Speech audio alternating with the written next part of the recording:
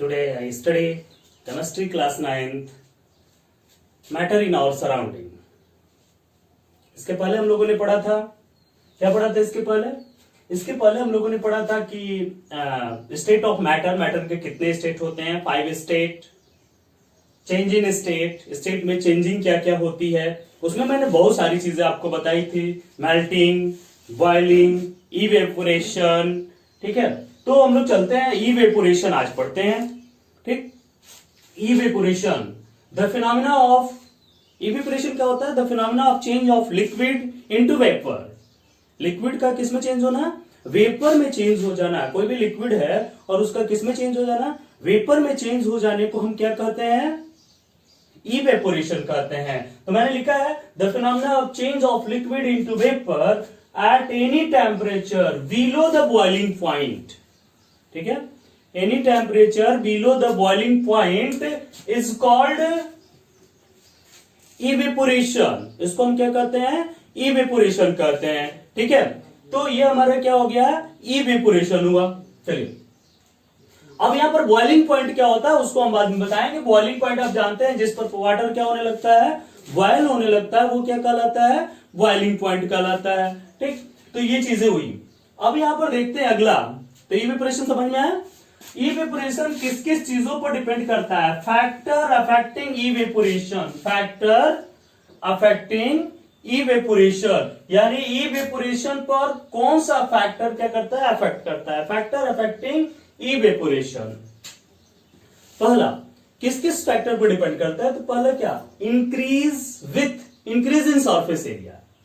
जब हम surface area increase करेंगे तो इवेपोरेशन क्या होगा? इंक्रीज होगा। आप खुद सोचिए, मान लीजिए कितना छोटा सा कोई पॉइंट है, ठीक है। इतना छोटा सा अगर हम लोग कोई लेते हैं सरफेस, मान लीजिए ग्लास लेते हैं, इसमें वाटर को रखते हैं, और एक बड़ी सी थाली लेते हैं, इसमें वाटर को रखते हैं, किसमें से ज्यादा इवेपोरेशन होगा? ये ज्यादा सरफेस एरिया है, ज्यादा इवेपोरेशन होगा वाटर का। ये कम सरफेस एरिया है, कम इवेपोरेशन होगा। यानी जितना ही ज्यादा एरिया होगी उतना ही ज्यादा क्या होगा? इवेपोरेशन होगा, ठीक है। तो इस प्रकार से ये इवेपोरेशन होता है। जितना ज्यादा सरफेस एरिया उतना ही ज्यादा क्या? इवेपोरेशन होगा, ठीक है। यानी increase with increase in surface area, surface area increase होगी तो इवेपोरेशन इंक्रीज होगा। इसीलिए तो आप देखते हैं ओशन से जो आपका सॉल्ट बनता है, नमक, वो कैसे बनता है? इवेपोरेशन से बनता है। बहुत बड़ा समुद्र, बहुत बड़े बड़े छोटे छोटे पार्ट्स में उसको क्या किया जाता है? रखा जाता है वाटर को ब्लॉक बना करके, और उसमें क्या होता है? तेजी से इवेपोरेशन होता है। जितनी ज्यादा सरफेस उतना ज्यादा इवेपोरेशन होता है। अगर ग्लास में हम रख लेते उस पानी को तो पूरे दिन भर में नहीं होता इवेपोरेशन, लेकिन एरिया बढ़ी उसका इवेपोरेशन होने लगता है बहुत ज्यादा मात्रा में। तो इस प्रकार से और वो बच जाता है। तो जितना ही ज्यादा होगा उतना ही ज्यादा पानी क्या होगा? वेपोरेट होगा, ऊपर की तरफ क्या होगा? निकलेगा, इसका वेपोराइजेशन होगा। दूसरा क्या है? With increase in temperature increase evaporation. Temperature बढ़ाएंगे तो वेपोरेशन क्या करेगा? इंक्रीज करेगा। जितना ही ज्यादा टेम्परेचर होगा उतना ही क्या होगा? वेपोरेशन बहुत जल्दी से होगा। जैसे आप ये कपड़े आप लेते हैं, इसको धुल करके और डाल देते हैं धूप में, क्या हो जाता है? इसका पूरा का पानी बाहर इसमें से निकलकर इवेपोरेट होता है, बाहर निकल जाता है। लेकिन वही जो क्लोथ आप लेते हैं, वही क्लोथ, ठीक है, वही क्लोथ आपने लिया और उस क्लोथ को आपको क्या करना है? ये जो आपने क्लोथ लिया, इस क्लोथ को समर में और विंटर में, यानी ठंडे में और क्या गर्मी में, दोनों में रखिए। गर्मी में आप रखते हैं, आधे घंटे के बाद पूरा का पूरा इवेपोरेट हो जाता है। इसमें विंटर में आप दिन भर रखते हैं, इवेपोरेट दिन भर में, कई घंटे में, 4 घंटे 5 घंटे में इवेपोरेट होता है। तो इसका मतलब क्या है कि जितना ही ज्यादा टेम्परेचर होगा वेपोरेशन उतना ही ज्यादा होगा। अगला, हायर विंड स्पीड मोर इवेपोरेशन। जितनी ही ज्यादा स्पीड होगी, जैसे आपका कपड़ा क्या होता है, मान लीजिए कि धूप के साथ इंक्रीज हवा भी बहुत तेजी से बढ़ रही है, विंड भी फ्लो हो रहा है, तो क्या होगा? उतना ही ज्यादा क्या होगा? इवेपोरेशन। जितना ज्यादा स्पीड होगी उतना इवेपोरेशन होगा। तो ये तो 3 ऐसे कैटेगरीज हुए जो इंक्रीज होने पर इवेपोरेशन क्या करता है? इंक्रीज करता है। बट एक फैक्टर ऐसा है जिसमें इवेपोरेशन क्या होता है? कम होता है।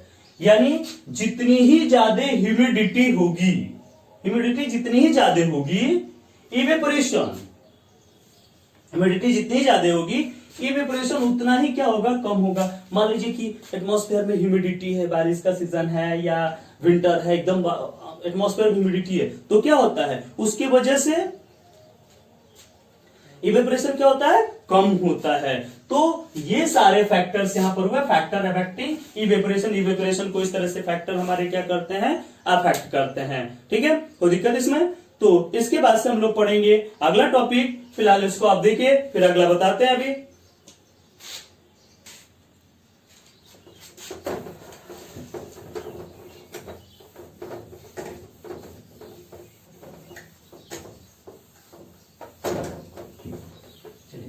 तो अभी हमने यहां पर टेम्परेचर की बात किया, तो टेम्परेचर की कुछ स्केल्स होती हैं।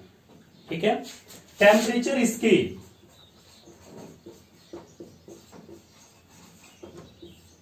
जिसमें से हम लोग 3 स्केल्स ज्यादातर पढ़ते हैं, तो वो टेम्परेचर की स्केल्स होती हैं।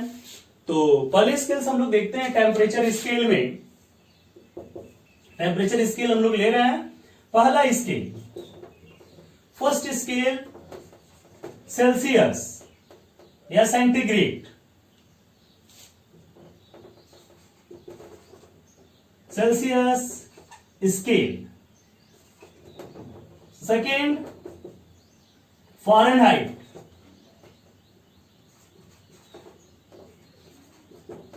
Fahrenheit scale. और third Kelvin scale, Kelvin scale. तो 3 स्केल यहां हुआ है, Celsius scale, Fahrenheit scale and क्या, केल्विन स्केल। ये 3 स्केल्स हम लोग ले रहे हैं। इन तीनों स्केल के बारे में हमको देखना है कि ये तीनों स्केल्स हैं क्या। तो सबसे पहले चलिए टेम्परेचर की स्केल। होगा क्या, टेम्परेचर को मेजर करने के लिए एक स्केल की जरूरत पड़ी कि भाई कितना डिग्री टेम्परेचर है, किस प्रकार का टेम्परेचर है, वो चीजें हमको पता होनी चाहिए। तो टेम्परेचर स्केल के लिए सबसे पहले सेल्सियस ने एक स्केल दिया, उसके पहले और सारे लोगों ने दिया था लेकिन वो ठीक नहीं था। ये 3 इंपॉर्टेंट थे जो यूज होते हैं। ठीक है, इन्हीं को सब जगह माना गया। ठीक है, तो देखते हैं यहां पर सेल्सियस स्केल। सेल्सियस स्केल के लिए उन्होंने क्या किया कि एक पैमाना लिया, 2 पॉइंट्स लिया गया। कितने पॉइंट्स लिए गए, 2 पॉइंट्स लिया गया, ice point and boiling point. Ice point and boiling point, ice point and boiling point. 2 points लिए गए, एक आइस पॉइंट और एक बॉइलिंग पॉइंट। अब उन्होंने क्या किया, जो आइस पॉइंट था उसको 0 डिग्री सेंटीग्रेड रखा, जो बॉइलिंग पॉइंट था उसको कितना, 100 डिग्री सेंटीग्रेड रखा, और 20 के जो पार्ट थे इसको 100 पार्ट में क्या कर दिया, डिवाइड कर दिया। और एक पार्ट को बोलते हैं क्या, 1 डिग्री सेंटीग्रेड। जो एक पार्ट था वो क्या हो गया, 1 डिग्री सेंटीग्रेड। यानी जो पूरी स्केल थी उसको क्या किया उन्होंने, 100 पार्ट्स में बांट दिया, और एक पार्ट को क्या बोले, 1 डिग्री सेंटीग्रेड बोले। तो एक पार्ट क्या हो गया, 1 डिग्री सेंटीग्रेड हो गया। अच्छा, उसी तरह से जो फ़ारेनहाइट का था, ठीक है, उन्होंने जो फ़ारेनहाइट ने जो आइस पॉइंट था उसको 32 डिग्री फ़ारेनहाइट, और जो बॉइलिंग पॉइंट था उसको 212 डिग्री फ़ारेनहाइट। ठीक है, 212 डिग्री फ़ारेनहाइट किया। अब इसको क्या किया कि ये जो बीच के पार्ट थे इसको 180 पार्ट में क्या कर दिया गया, बांट दिया गया। इसको 180 पार्ट में बांट दिया गया, और 180 पार्ट में बांटने के बाद उन्होंने क्या किया, एक पार्ट को बोला 1 डिग्री फ़ारेनहाइट। क्या बोला गया, एक पार्ट को 1 डिग्री फ़ारेनहाइट। तो ये हमारा क्या था, Celsius scale and Fahrenheit scale. ठीक है, यानी सेल्सियस स्केल में ice point 0 degree centigrade and boiling point 100 degree centigrade. Fahrenheit में ice point 32 degree Fahrenheit, boiling point 212 degree Fahrenheit. अब क्या किया गया, तीसरा हमारा है क्या, केल्विन। ठीक है, केल्विन स्केल। केल्विन ने क्या किया कि केल्विन ने एब्सोल्यूट टेम्परेचर को मेजर किया कि एब्सोल्यूट क्या होता है, यानी जो मेन टेम्परेचर। तो केल्विन स्केल में क्या किया जाता है, केल्विन स्केल में जो डिग्री सेंटीग्रेड स्केल होती है उसमें हम क्या करते हैं, 273 को क्या करते हैं, ऐड कर देते हैं। ठीक है, तो ये 273, जैसे मान लीजिए कि जो केल्विन स्केल है, जैसे मान लीजिए कि टीसी आपको निकालना है, तो जो केल्विन, ये जैसे मान लीजिए कि आपके पास 27 डिग्री सेंटीग्रेड है, तो 27 डिग्री सेंटीग्रेड को केल्विन में मेजर करना है, तो 273 उसमें क्या करेंगे, ऐड करेंगे, ये टीके आ गया, ठीक है, 300 केल्विन ये हुआ। यानी कहने का मतलब टीके इक्वल टू टीसी प्लस 273.15 होता है, लेकिन हम लोग 15 यूज नहीं करते, 273 यूज करते हैं आसानी के लिए, और ये केल्विन में चेंज हो जाता है। तो इस प्रकार से इसको हम लोग क्या करते हैं, चेंज करते हैं। तो ये था आपका क्या, कुछ स्किल्स। इसमें हम आगे देखते हैं थोड़ा सा।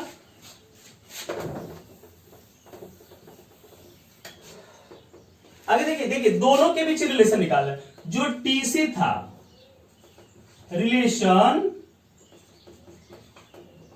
बिटवीन टीसी एंड टीएफ, इसके बीच तो रिलेशन निकल गया, टीकी इक्वल टू टीसी प्लस 273.15 या 273। अब relation between TC and TF, चलिए टीसी जो था उसको क्या किया गया था भाई, 100 पार्ट में बांटा गया था, इसका हाईएस्ट पॉइंट कितना था, 0 था। और जो टीके था और टीएफ का हाईएस्ट पॉइंट 32, तो टीएफ माइनस 32 अपान कितने पार्ट में बांटा गया था भाई, 180 पार्ट में बांटा गया था। तो यहां से टीसी इक्वल टू कितना हो गया, 100 अपान 180, और ये टीएफ माइनस कितना, 32, 100 माइनस 180, टीएफ माइनस कितना हो गया, 32 हो गया, ठीक है। ये देखिए टीएफ माइनस 32 और 100, ये 0 से 0 कैंसिल, 5 9 जा, तो यानी टीसी इक्वल टू हो गया 5/9 टीएफ माइनस 32। ये टीएफ अगर दिया है तो टीसी की वैल्यू आप क्या कर सकते हैं, निकाल सकते हैं। अच्छा अब देखिए अगर टीएफ निकालना हो तो क्या हो जाएगा, this is implies that T F minus 32 equal to 9/5 T C, तो टीएफ इक्वल टू कितना हो गया, 9/5 टीसी अब प्लस क्या 32, 9/5 टीसी प्लस कितना हो गया 32, ये टीएफ की वैल्यू हो गई। तो इस प्रकार से हम टीएफ की वैल्यू क्या कर सकते हैं, निकाल सकते हैं। तो ये हमारा टीएफ निकल गया। अच्छा अब चलिए देखते हैं, ये T F equal to 9/5 T C plus क्या हो गया 32, ठीक। अब ऐसे करिए, एक ऐसा temperature, at which temperature TF is equal to TC, किस टेम्परेचर पर TF जो है TC के क्या होगा, इक्वल होगा। चलिए TF इक्वल टू करते हैं क्या, TC, TF और TC आपस में क्या कर रहे हैं, इक्वल कर दे रहे हैं, ठीक है। तो किस टेम्परेचर पर ये इक्वल होगा, TF इक्वल टू TC, वो टेम्परेचर हमको निकालना है। तो TF इक्वल टू है कितना, 9/5 TC प्लस कितना 32, ठीक है। तो या कोई भी लिख ले सकते हैं आप, यहां से भी इसको सॉल्व कर सकते हैं। तो ये TF की वैल्यू आप क्या रखिए, 9/5 TC और प्लस कितना 32, ठीक है।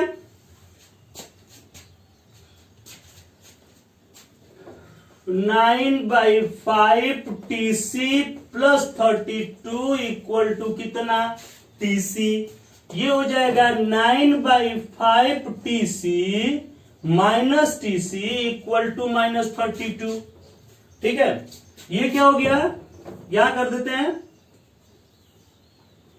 ये 9/5 माइनस टीसी, ये देखिए 5 टीसी या 9 टीसी माइनस 5 टीसी कितना हो जाएगा, 4/5 TC इक्वल टू माइनस 32, तो TC equal to minus 32 multiply 5/4, 4 8 जा 32, TC equal to minus 40 degree centigrade. Minus 40 degree centigrade पर दोनों टेम्परेचर TF और TC दोनों आपस में क्या होते हैं, इक्वल होते हैं, ठीक है। इसको करिए,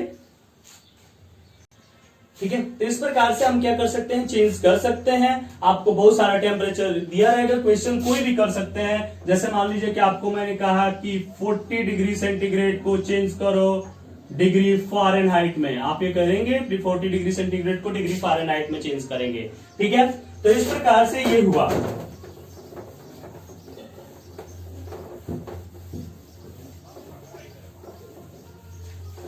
चलिए आगे देखते हैं। अब melting point, melting point, melting point क्या होता है? मेल्टिंग पॉइंट मतलब क्या? ऐसा temperature, the temperature at which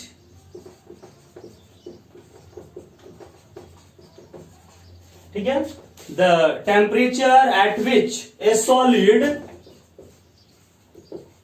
the temperature at which a solid melt to form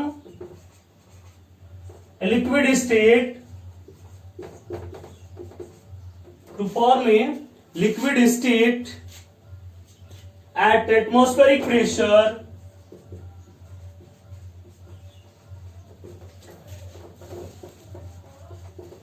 at atmospheric pressure। ठीक है, तो the temperature at which a solid melt to form a liquid state at atmospheric pressure is called melting point. कोई भी चीज हो उसको liquid state में जब चेंज हो जाए उस एटमॉस्फेरिक प्रेशर पर, तो उस टेम्परेचर को हम कहते हैं मेल्टिंग पॉइंट। जैसे वाटर का कितना होता है मेल्टिंग पॉइंट? 0 डिग्री सेंटीग्रेड पर ही वाटर क्या हो जाता है? मेल्ट हो जाता है। ठीक है, तो होता है क्या है इसके मेल्ट, जैसे आप देखे होंगे, जैसे मान लीजिए आइस है, आइस देखे होंगे मेल्ट हो जाती है किसमें? वाटर में मेल्ट हो जाती है, बट इस तुरंत ही इस आइस का भी टेम्परेचर 0 डिग्री सेंटीग्रेड, वाटर का भी 0 डिग्री सेंटीग्रेड। और हमने क्या कहा, वो टेम्परेचर जिसमें कोई सॉलिड मेल्ट होकर के लिक्विड स्टेट में आ जाता है। तो ये देखिए 0 डिग्री से, तो टेम्परेचर कहां गया भाई यहाँ पे? तो टेम्परेचर यहाँ पर क्या हुआ है? छुपा हुआ है। ठीक है, तो उस छुपे हुए को हम लोग कहते हैं, यानी इसको एक स्टेट से दूसरे स्टेट में तोड़ा। ठीक है, तो इसको कहते हैं लैटेंट हीट ऑफ फ्यूजन। इसको क्या बोलते हैं? Latent heat of fusion. ठीक है, यानी ये लैटेंट हीट ऑफ क्या हो जाता है? फ्यूजन हो जाता है, एक पार्ट से दूसरे में ये क्या हो गया? चेंज हो गया। इसको कहते हैं लैटेंट हीट ऑफ क्या? फ्यूजन। ठीक है, तो यहां से देखते हैं latent heat of fusion. Latent heat of fusion मतलब क्या है कि कोई मान लेते हैं सबस्टेंस है जैसे, और लैटेंट हीट को किसी Q इक्वल टू क्या? ml, जहां L क्या है? लैटेंट हीट है ऑफ फ्यूजन। ठीक है, तो ये हुआ, यानी ये टोटल हीट होगी लैटेंट हीट। अब यहां पर देखते हैं Q इक्वल टू, अगर M इक्वल टू 1 किलोग्राम हो, M इक्वल टू अगर 1 किलोग्राम ले, तो Q इक्वल टू क्या होता है? L होता है। M इक्वल टू 1 किलोग्राम, तो Q इक्वल टू क्या? L, यानी लैटेंट हीट ऑफ फ्यूजन क्या हुआ? The amount of heat required to change 1 kilogram of ice into liquid is called latent heat of fusion. यानी the amount of heat required, the amount of heat required to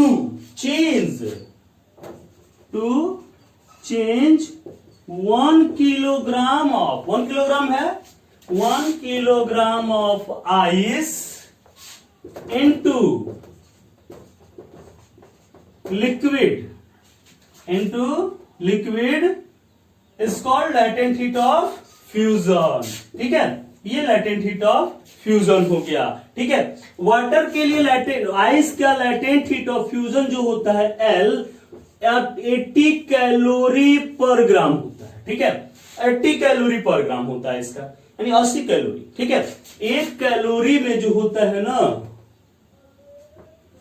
4.2 joule होता है, 4.18 है, लेकिन हम लोग लेते हैं क्या? 4.2 जूल। तो इस प्रकार से इसको हम लोग क्या करते हैं? चेंज करते हैं। यह हुआ आपका क्या? Latent heat of fusion.